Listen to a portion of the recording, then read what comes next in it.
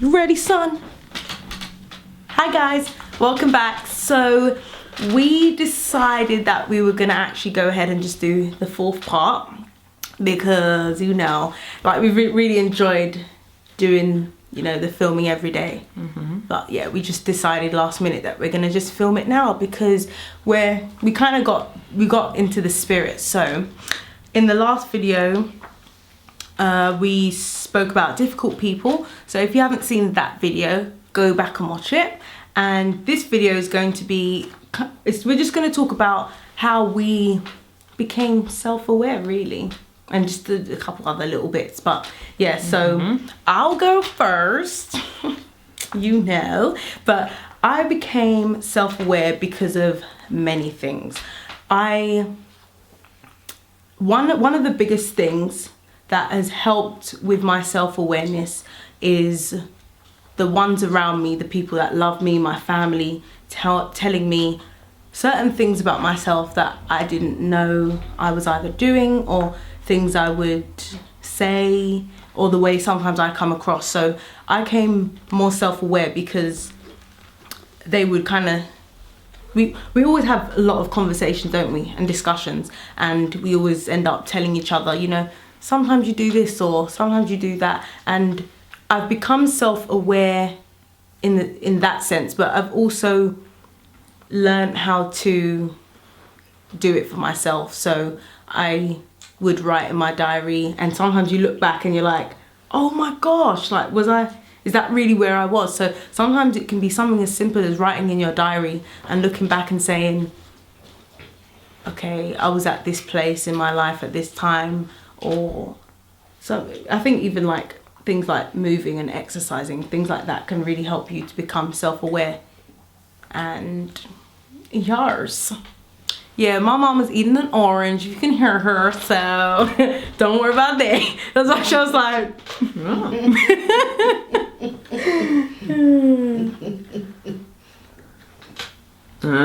yeah, so anyway, so we're back in the room. But yeah, so just to kind of, well, we're gonna continue talking about it, but one thing that I also remember is that my mother is a life coach, and that her workshops really played a huge part in me becoming more self-aware about the things that I felt about myself, or how I looked at others. So yours. Shells. Yeah. I'm joking. Go ahead, girl. Yeah, I think I became self-aware. One, I went to counselling. Okay. I kept a diary, and my mum's workshops. So I really became self-aware by accident. It wasn't something, I wasn't seeking it. I wasn't like, oh, I want to be better. Like, I was deeply submerged in anxiety and depression, and there was a lot of things going on in my head, and I didn't know how to get from inside of me. It was inside of me, and I didn't know how to get it outside of me. How to express it. So a lot of the issues that I had, they were growing because they were stuck, they were internalized. I'm so used to internalizing things, I couldn't get it out. So really I started the counselling, and I started a diary more or less at the same time. And at the time when my mum was doing workshops every Saturday, we had the t-shirts and that. We were employees, we weren't there for the class. We had like the uniform, and we would help our mum set up these workshops. And obviously after you've set up the room, you sit down, you kind of, in a way, but you sit in the back, join anyway. You don't think, yeah, you're whatever we're doing, whether it be filming or handing out snacks or whatever it is that we were doing, but we were listening. So after a while we just start getting involved and having opinions, and the collaboration of participating in the workshops that Mum was doing just automatically just rose our level of consciousness organically. It was like the more we spoke, the more light bulb moments we had, the more epiphanies we had. The same with counselling as well, and diary writing. So when you're writing something down, if you read your entries, like say if you look at it 6 months, you'll see that you don't have the same thought process or you don't feel the same way about something. So it really helps to have those benchmarks to look at and be like, okay, this, all that brought together, really, it just elevated my consciousness organically, and I just started seeing things very differently, and I started to get clarity, and I started to see where my own behaviours had perpetuated certain situations in my life, and why they were so repetitive was because I was the common denominator. So when you start to see what part you play in situations that you end up in, you get clarity.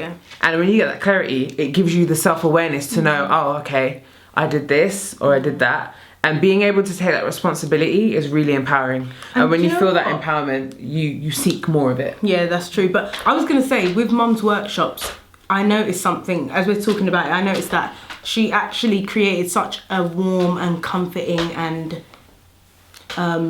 welcoming environment. Just wrap yourself up. Real cold. She created such a welcoming environment for us that we didn't really. Should I have done this? Might be a mistake. I don't know, as long as you're warm. But I realised that she created such a warm environment that we didn't, that's why it came naturally. It was conversational. Because we didn't realise that, we were really learning things about ourselves that are really quite essential. Like, you need to know certain things about yourself so that you can continue to grow. So a lot of the time you're not going to be in those kind of situations, and that's why they were very beneficial. And I will say it again, if you did not, for those of you who knew about it, if you did not show up, that it was really beneficial, and it makes us the people that we are today, because it's a part of us now. But a lot of you will not get some people will not get that opportunity, and they might find self-awareness through a different way. So it was nice that we had that environment where we could go and just talk about ourselves, but it didn't feel like a burden, So I agree. The workshops really did. It helped to put ourselves. It helped to pull out some of those skeletons that we may have had, whether it was things that we thought about ourselves that were really untrue, or things that we gave each other advice in the workshop. We had to kind of give each other advice. So we had to put whatever problems we had, 2 or 3 problems, into a box, and each person in that workshop would have to take out a problem that wasn't theirs, read it, and give that person anonymously, give that person a solution. So it was interactive as well, in a sense, so that while I'm helping you reach awareness, it also gives you reflects back to me. So I have that awareness as well. It might be that, the habit I'm reading about sounds very similar to mine. And I'm like, okay, so this is what I would do or had done or wish I can do. And it was very, that kind of, what is the word? Is it chi when there's like that flow where it's just circular, where we were just literally getting and giving. Every time we went to a workshop, we was getting and giving. So it was really, you started to feel really full up on it. Even if like there was someone that we didn't know that would show up to the workshop, they might be dealing with something and we're going through different things, but they may start talking and we're like, oh my gosh, that was the answer. That's what I needed today. Some of you don't realise that you're in a place for a reason. And a lot of the times I'd be like, wow, I've learned something from that person when I didn't expect to learn it. So although we were very much in the back of it, of the whole...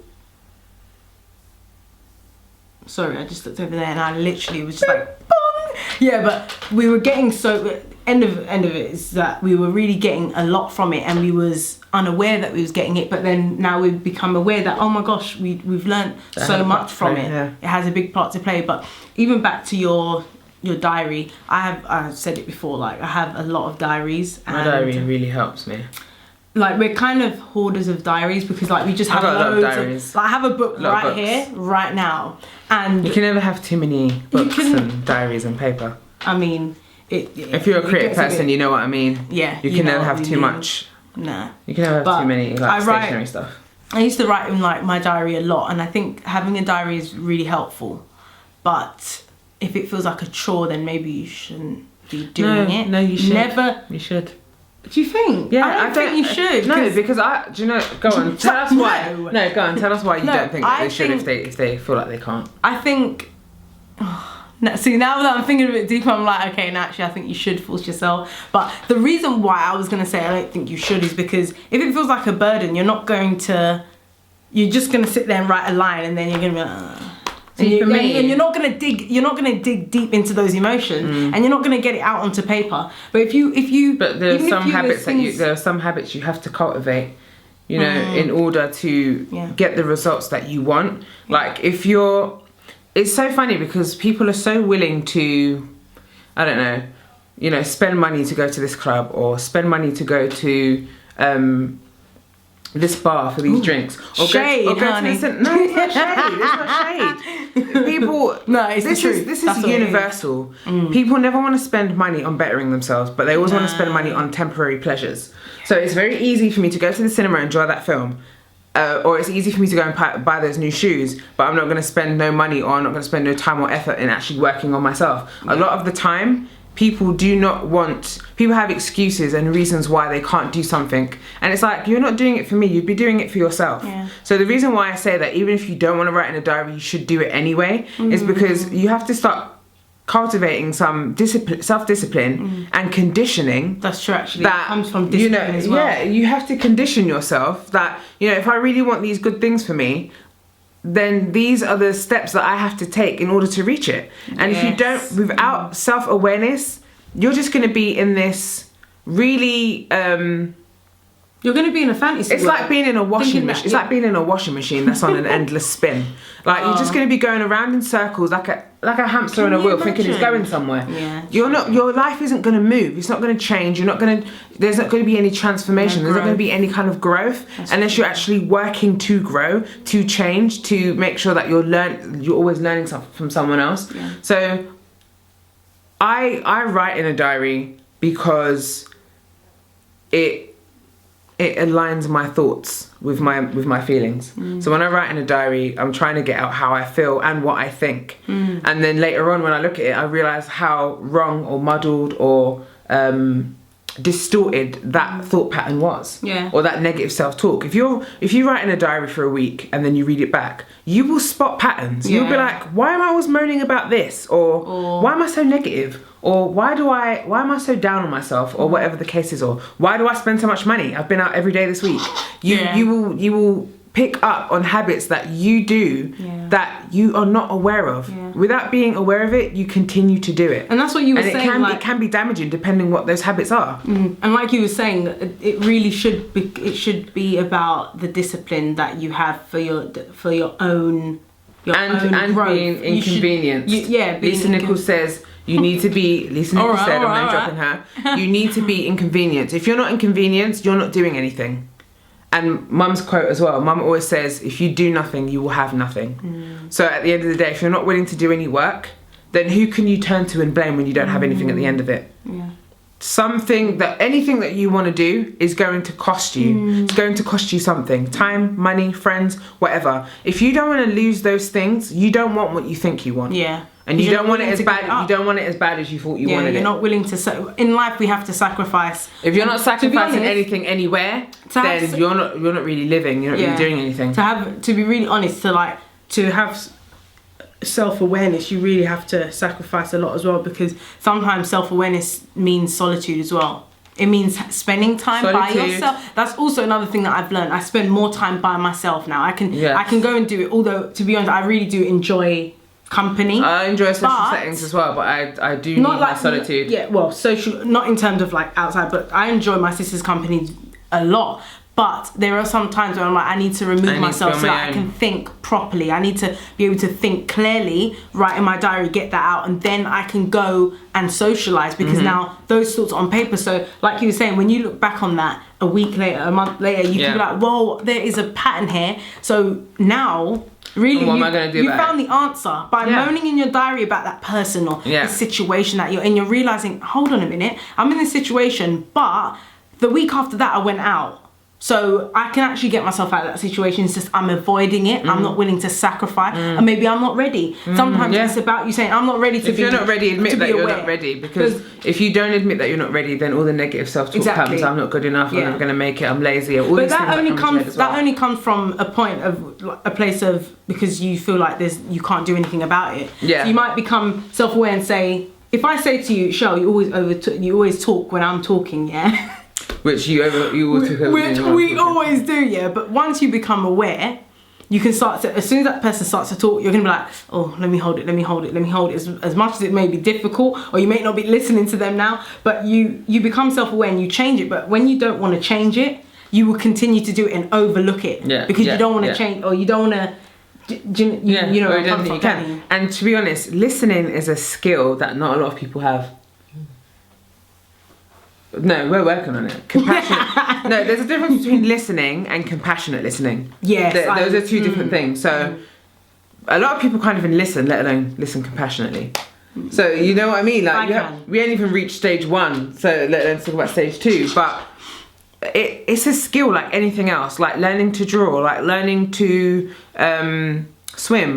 Anything that you put your mind to that it takes a skill, it's gonna. So something as simple as listening. People think if you're in a conversation, I hear your reply, I'm listening to you. That's not the same. Listening and hearing are different. So just because you can hear what I'm saying doesn't mean you're listening to what I'm saying. So there's that skill as well that a lot of people, you need to cultivate, practice it. We're doing it all the time. Sometimes we will call each other, but I was still talking. And you go, oh, sorry, and you take it back. But you know, a lot of these things do take practice, and it's, you know, at the end of the day, it's a lot to juggle. When you think about the type of things that you need to maintain to be the person that you want to be, and I think because it's a lot to juggle, and because you sense the hard work, a lot of the time you back off from it. Yeah, you're like oh, that's scary, and then you don't attempt because you don't want to even sniff failure. You don't even want it to be in your vicinity. So you'd rather not try than find out that you couldn't do it. It's like every time I attempt to not go on a diet, I don't go on diets, okay? I just back off from certain things, isn't it? Like, if they're bad, they're bad. That's just what it is. Diet doesn't have to be a bad word, but whenever I stop eating something and I decide I'm gonna work out, I'm gonna eat healthy, I'm gonna do this, everything starts to come into, you know, it becomes more clear. But then once I've done that, if I decide I'm gonna eat something bad, I was aware that I'm doing all these things to lose weight, so that means that is my responsibility, and that's what people don't want. They don't want the responsibility of saying, you know what, you told me that I do that and I'm continuing to do it. They don't want to be called out. It's not on me. I don't want it to be on me. Do you know what? Because everyone has that kind of blame culture, isn't it? Yeah, I've learnt that human beings really, really don't like to be told. They don't like to be in that, you know, that sensation you get when someone tells you something about yourself. It makes you feel vulnerable to be told about yourself. We can't stand that sensation, and it's a powerful one, okay? Because it can either end up you in tears or being angry or shouting at that person. We don't want to ever get to that point, and it's not like feeling bad. It's about improving. That's why I feel like it's really important. A part of my journey of becoming more self-aware, that my family is a part of that. I always tell them, if I do something and you don't like it, or I say something and you don't like it, please tell me so I can change it. Didn't I used to beg you? And that takes a lot. It takes a lot of courage to invite. I never used to be like that. I used to be like, okay. And you're like, okay, well, what do we do now? But I've realised what we do now is I improve and I get better and I grow. You're telling me because you care, and you know. And sometimes it feels good to have homework. Yeah, it does. So you feel like now I can go off and work on that. Exactly, you can go off and you can go and you can find ways that work for you and practices that work for you that will lessen that bad habit. So sometimes I like getting homework with someone saying, oh, you did this or you didn't do that, and it's like, okay, cool. Now I get to go and study myself. I get to go and study. And you like to study a lot of psychology. I love to study. I love to study psychology and English, and you know, everything. Everything plays a part in the way that we behave. I love to study my history, my childhood, my siblings, my parents, because you know a lot of people, pets, everything. Because really a lot of people get to an age, especially you know. us as kids, you grow up and some of us don't ever get to that maturity and that age to see your parents as whatever their name is. Yes. Bill and it's just Jane. mum and dad. It's always mum and dad, and if you're constantly thinking of your parents as mum and dad, you haven't reached that level of maturity. You know what? You know? That's a really big point to bring up, because it really does. Self-awareness brings on different perspectives, so you can step into other people's shoes. Empathy. And understand empathy. You can understand where they're coming from, and to be honest, that is a big part of mine as well. That's a big part. Becoming self-aware really has helped me to see my mum and my dad in a different light. Yeah. Now I understand them a lot more. Before it was like, Mum, are you not going to do this or not going to do what mums and dads are meant to do? You see them in those roles, strong and that's reliance. all you're allowed to do. We're very, very selfish as kids. Yeah. But and critical. as you grow up and you become, if you go on that journey of becoming more self-aware, which a lot of people think they're aware. They're like, oh yeah, I know I'll do that. But you don't know you're doing it because you wouldn't do it. If you knew it was bad, you wouldn't do it. Knowing that you smoke 20 cigarettes a day, that's not what you need to address. You need to address why you smoke 20 cigarettes a day. That's self-awareness. That's self-awareness. Not that, I can't stop smoking. No, why can't you stop smoking? Why are you smoking? Why have you turned to smoke? It's the why that scares people. Those are the things that you need to work on. So a lot of the time, the smoking the cigarettes, that's the effect. Like the effect, yeah. That's the effect, not the cause. Yeah. So a lot of people, you need to be able to self-study. You need to be interested in your own psyche, your own mentality, your own bad habits, good habits, so that you become a fuller and actual realised person, fully self-actualised person, fully developed. And a lot of us, the reason why we don't reach that level of that growth, or we don't seem to emerge or have that metamorphosis kind of state, is they don't go through a lot of the stages. time we stay beneath our parents. You stay beneath your parents. They always should be able to tell you what to do and help you, and you get to blame everything on them. No. You grow up and you say, oh, I didn't have money, or I didn't have this, or I didn't have that, and you never get to a point of being like, do you know what, that was then, and that was their decision, their choices, and now I get to live my life and have my choices. A lot of people don't get to that stage. We blame our parents for everything, or we put all the responsibility on them. But it's like, at what age do you think is appropriate where you now take the reins into your own hands? At what age do you think that is? 18, 21, 25, 30, 45? Some people still, like, they're live their life and they've had many experiences, and they still, up to now, this day, blame their parents for certain things. You can't do that. You either move on and don't talk about it, or you take responsibility in your part. Because there's a lot of people that just want to talk about your part. I will talk about this if we can talk about you, but and not me. And that is where self-awareness comes. The strength comes from allowing them to talk about you. Yeah, you have to be strong. And hearing someone. It's like the Johari window, right? It's being able to hear what someone else thinks of you and what they see when they look at you. That helped me. That takes courage to be able to sit there and be like, what do you see? That actually helped me. The Johari window. I never knew what this thing was. I never heard of it. And then I think was it you? I can't remember who told me about it. Yes. Look at her. Probably wasn't even her. It was me. And she's taking credit. But it was me, but I got it from my mum. But my mum told me about the Johari window. I never heard about the Johari window. If you don't know what that is, it's basically different points of view, right? Different perspectives. Like a diagram. Like on yourself. Like, so how it's basically a window. Yeah. How people see you, how you see yourself. How you see yourself. What's the other two? Things about yourself that you don't know. And things about yourself. Is it something about hiding? And things about yourself that you do know. So it feels like 4 boxes. So that really helped me, because I was sitting there wrecking my brain, and I was like, what do I put in this box? And what do I put in that box? But as you sit there, you realise, oh my gosh, I know all these things about myself now, because I've looked at it from different angles. And I think now you have something 3D to look at instead of a sheet of paper. Exactly. So you have more of a full circle as opposed to it just being flat and you just seeing the top half of it. But yeah, the Johari window really did help me. It did. And that's the thing. It's about being able to it's about being able to find the things that work for you, the things that do. I feel like I had a lisp there. My tongue just like flicked up for no reason. No, it really is about finding what works for you. This is why I enjoy self-study, because I might decide I want to go and chant. I might decide I want to do meditation, or I want to read these books, or I want to do this exercise, or I want to do the adult colouring book. Whatever it is, everyone's going to find a different way to access themselves. Yeah. And those are the things that I use to access myself, my psyche, to go a little bit deeper, you know, on my own. And you know, you have to, that's why you need solitude. You need to be able to practice being in your own company and allowing who you are slowly to manifest. If you're always in group settings and you're always with other people, you don't know who or there's you are. always someone else filling that silence, you don't know what your silence sounds like, because you're constantly having people occupy that space. You need to be brave enough to spend time on your, of course it's scary, and especially if you're not used to being it. Me, I can't even testify to it being scary, because as a writer and being a writer is solitude. So I'm naturally a recluse. I like being by myself. That's where I get my energy. That's where I recharge, by myself. Then I can come and give out energy that I have. I can't get energy from nowhere. Like, I feel really lethargic and fatigued if I don't have time to myself. But I can't think straight. I feel like, I can't bother to do anything. So I get my energy from being by myself.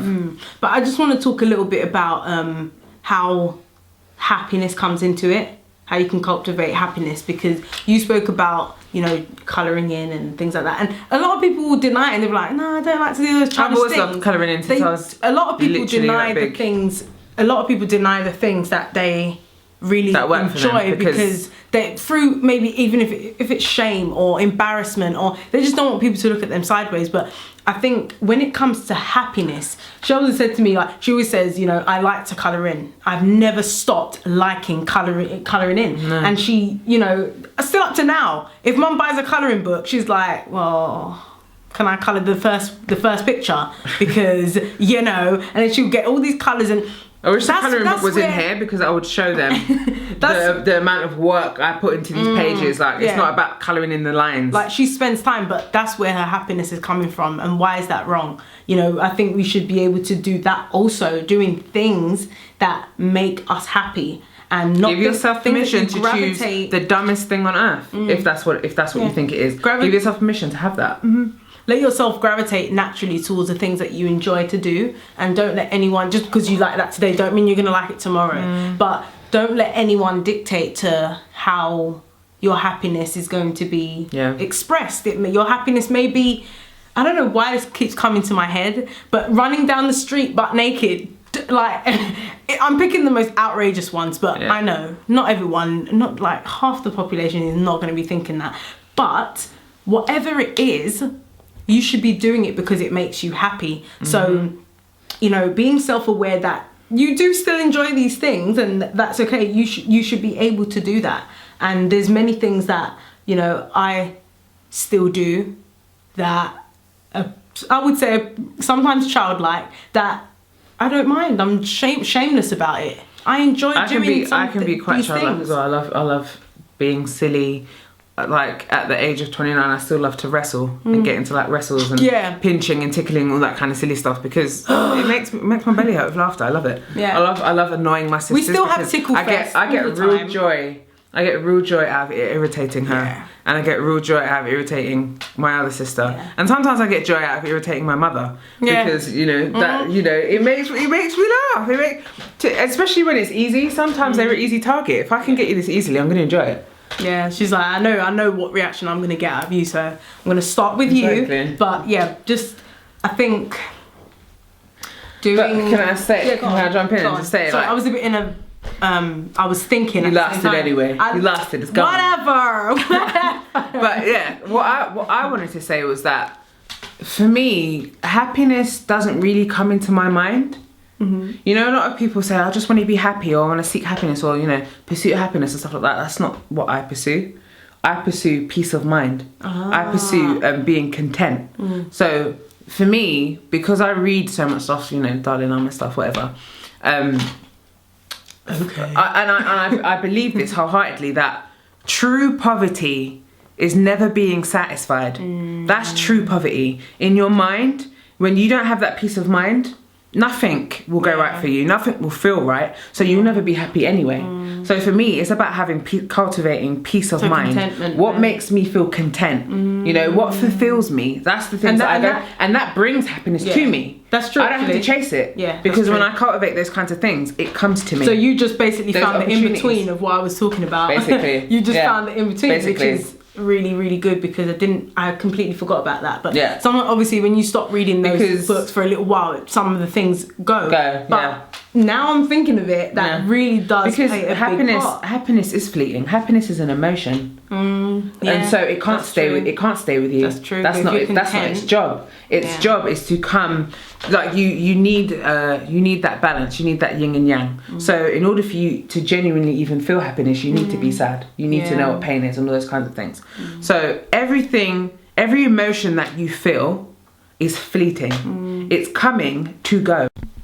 Yeah, so like I was saying, emotions are like visitors. A visitor comes and knocks on your door. He can stay 3-4 hours if he wants. He can stay overnight, but eventually he has to go home. Yeah. And that is how I see emotions as well. I think it was a guy called Muji I was reading about. It might be Muji, it might be Rumi. I've read so many different people. But they say that wherever you go with no pockets. Don't take things with you. You're holding on to things. Don't take things with you. So peace of mind is more long lasting for me. Contentment for the things that you're doing is long lasting. So if I find contentment with writing, then I will always be content. Yeah. If I find passion and love and fulfillment through writing, then I will always be fulfilled. So the things that you look for as well, they have to be long lasting for you. If you find fulfillment in going to the bar, you got to keep going to the bar, love. You got to keep getting them drinks. If you feel fulfillment being with your friends, you got to keep checking for your friends. You have to find fulfillment for yourself, with yourself, by yourself. Yeah. And that is where I'm cultivating my peace of mind and my fulfillment. It's in the things that I do, not in who I do it with. Yeah. Because then you trap yourself. Because imagine I don't want to do any more videos with you. Are you going to stop your channel? No. Precisely. Never. So, and that's why it's important to start things for yourself. Yes, yeah. Because then it doesn't matter who comes on your channel with you, doesn't come with you. You're always going to be doing the same. You're content with doing it alone. You knew why you were doing it in the first place. Exactly. So I write books. I don't mind co-writing with someone, but I don't need you to co-write for me to write because that's who I am. So it really is, for me, I'm saying that if you cultivate gratitude, so being grateful for what you have, even if it's nothing, you be grateful. You can find something to be grateful for. The roof over your head when some people are outside, warmth when some people are cold, food when some people are hungry. You can find gratitude. Cultivate that. Yeah. Cultivate gratitude, and then you wanna start cultivating creativity. Like, what can you contribute to us? Is it your voice? Is it writing? Is it poetry? Is it, designing cars, trainers, whatever? Everyone has something to contribute. That makes you feel good as well. And then you cultivate those things in being passionate. You're passionate about it and you want to be fulfilled by it. Then really you don't need anyone to hand it to you. And if no one has to hand it to you, they sure as hell can't take it from you. No. And that's sacred. Once you get that for yourself, that's sacred, because no one can take it from you. The only one that can take it from you is yourself. Yeah. So therefore, you either empower yourself or disempower yourself. Yeah. All the choices are yours. Yeah, it's all about yourself. Really. Exactly. But don't ever get attached to happiness, because happiness isn't there to serve you. It's fleeting. It visits you. You know what I mean? It's like a caterpillar. You are like a book in your. It's like a book. She just. I'm on one. It's just coming out. But yeah, so I'm just saying what I do. You know, anyone can choose anything they want to pursue and go for it hardcore, but that is how I see it. Like, I don't chase happiness. Yeah. So although this topic is how to be happy, for me that is how to be happy. That is how to be happy. It's to find the things that you love and to always find a way to do it. And you hear that everywhere. You hear that everywhere, but yet still people are coming up with ways to say it differently, because not everyone knows how to listen. Yeah. Not everyone knows how to hear. So there's, while someone might not like an audiobook or might not read a book, you might be helping them. Yeah. This might be the way they want to take it in. Yeah, that's true. So there's always different ways to hear the same message. That's true. Yeah, I like that. Yeah, I like that. Anyway, so yeah, I think that all of them, they all just link. And once you start one, you're basically on a journey. You just keep discovering Exactly. new things. So Exactly. like you were saying, you know, once you become more grateful for the things that you have, whether it's small, little, too much, some celebrities, shade, you get more. But yeah, you begin to open up doors for other things. Exactly. And that is what's beautiful, because you always want to know what's behind that door, because it allows you to continue to grow. And it also, in a way, when you're doing it, it teaches people around you. Yeah. So they see you doing it, and Exactly. they see it working for you, and they because really, we kind of, like I was saying, what was we talking about? I can't remember what it was earlier, but anyway, when we started reading the books. And it's talking about all these things that Cheryl just mentioned.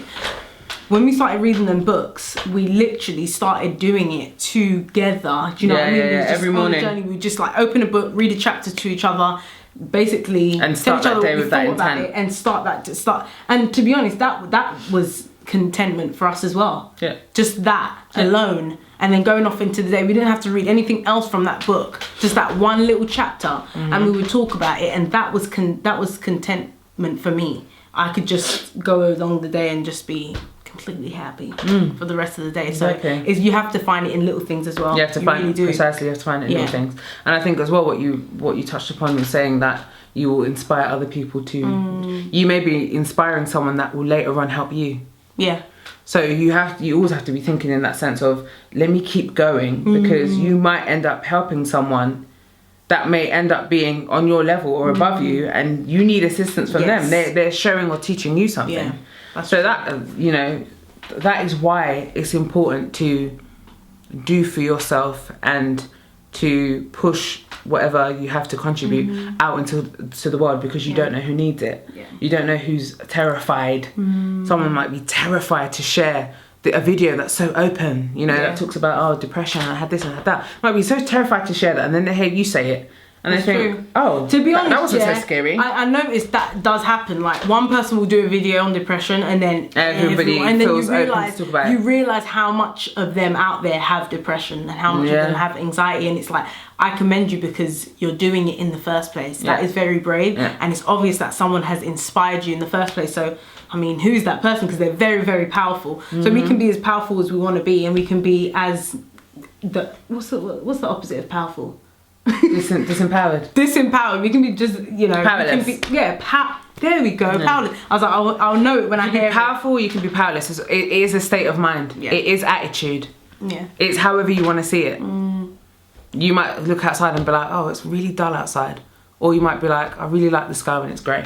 It really depends how you decide to see your situations and your day or whatever. You turn it upside down. Try different perspectives before you just give in and say, oh, this is what it is. Because remember, the way that you see something is not, that doesn't make it true. Because someone else might be looking at it from that corner and they see something completely different to you because of the angle they're at. So, you know, don't always believe what you believe. You know what I mean? Give yourself a chance to allow other things to come inside. Yeah. But I think, can we quickly just do like a little, I don't know, like, can we just quickly like, because you don't want to just talk and be like, so take what you can from that. You want to be able to give them keywords. For me, what works is keywords. So like, say, for example, keywords like saying, go on, show them your board. Go on. Oh, I do have. I have. She has a board. Written a list all these things. I don't know if they can. You see might not be able to see it, but I wrote a list of things.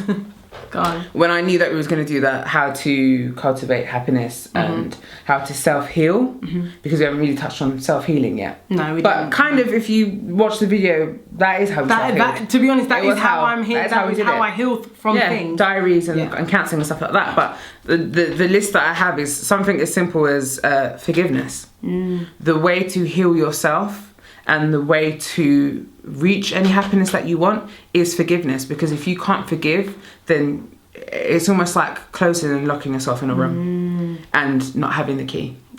That is what it feels like when you're not allowing yourself to, when you're carrying, to grow, get to a certain point. You're blocking your own shine. When you're carrying hurt and pain, it's like locking yourself in a room and not having a key.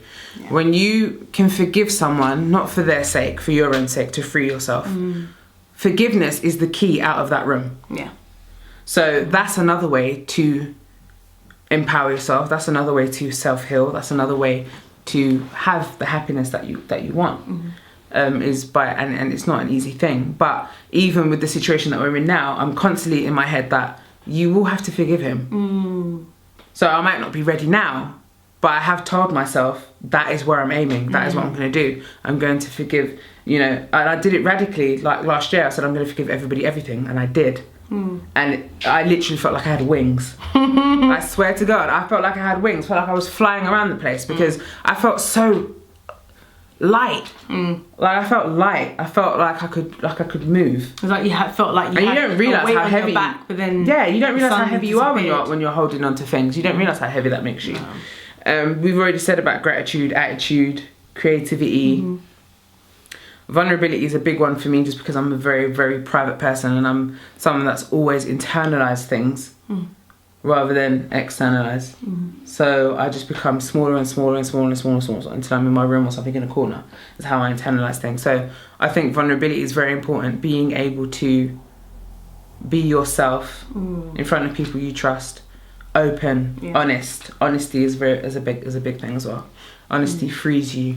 Lies trap you. Yes. So don't do that. They really do. Don't do that. But yeah, that really is. We've kind of said. Kind of said everything. Like what worked for us.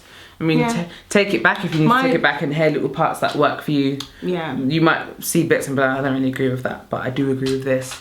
So you know that's what happens when you're talking to two individuals. We don't have the world's answers. Because like you've even seen us kind of disagree on certain points. But then after when I think of it, I'm like, oh, actually, no, I can see a point. Or sometimes I might be like, well, no, I still don't agree. I don't agree with her. But you know, it's about.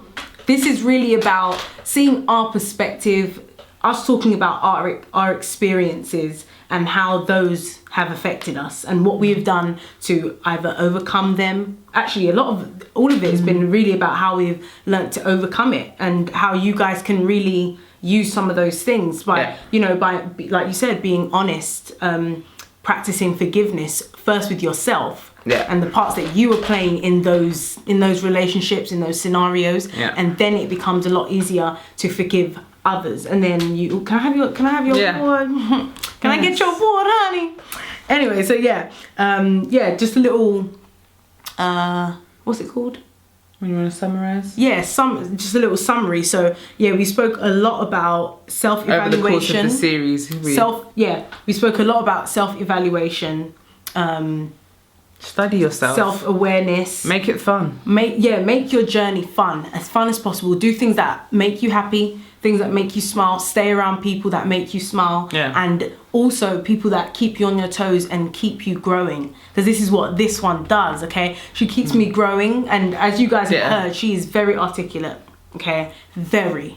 And I don't beat myself up just because I'm not as articulate as her, but I just try to be better. She keeps me on my toes. You need to be around people that stretch you. Yes, honey. If you're around someone that's not stretching you and you lot are the same, you might as well be two bums. You need to be around someone that you feel like you're having to up your game. Because the way that Ray feels being around me, she doesn't feel inferior. No. But it makes her want to learn new words. It makes her want to read more books. It makes her. That is the kind of people that you need to be around. That you're slightly intimidated, but not in a negative way. Not enough to scare you away. You want to be intimidated that it fuels you, makes you hungry to do more. That's how I feel when I speak to my mum or when I speak to my dad. I'm like, ooh. Yes. Yeah. I feel that way as well. I need to write that down. Yeah. So be around people who stretch you, and evaluate if you're around anyone who stretches you. Yeah. And seek those kinds of relationships out. So the last thing I want to say before I say goodbye is we've spoken about a lot of things, and a lot of different subjects have come up. But all I want to say is that at the end of the day, you have to take care of yourself. And when I say care, take self-care. Take care of yourself and the rest will fall into place. And you define what that is. You define what self-care is. Don't go looking at Google and being like, what does that mean? Like, give me a bullet point. No. What makes you feel define? good? You make a list and you define what self-care is to you. Yeah. Whether that is painting your toenails, taking a long bath, taking a walk, or it might be sitting down for 13 hours and binge watching Netflix. But you decide what self-care is. No, joking. I do binge. I was like... No, I do binge. But yeah, so what's your last word, Shell, to the... That was what it was. That's my last words. You define what self-care is. Okay. And Fine. you define, you know, what your peace of mind is. What will give you peace of mind? What kind of things do you have to do to have peace of mind? Yeah. And what kind of things are you willing to sacrifice to have that peace of mind? Yeah. That's my final Jerry Springer word. There you go. so guys, thank you so much. And thank you for inviting me on this chat. Yes, because I knew she would have those, you know, oh my god, let me get my diary and write this down kind of, you know, things that she's saying. But guys, I really thank you for watching this video. I really hope you come back. Maybe we could do another series, maybe. Yeah, you can give us suggestions on what you want us to talk about. Yeah, or her to talk about, acting like this is not our channel, it's her channel. Yeah, that's true, for me to talk about. But you know, you can request me. Put it in the comments. Thank you guys so much for watching this. It has been an absolute pleasure doing this small series, and it's things that we really love to talk about. So please create more of an open conversation in the comments section. Don't forget to like. Where's your like? Is it like there? I have no clue, honey. There and then. I'm not gonna be like one of them people. And then your comments is like but there. Don't forget to like, subscribe, and share this video. And I hope I could have been your eternal sunshine with a little bit on top, honey. A little bit of me. So see you guys. Bye. Bye.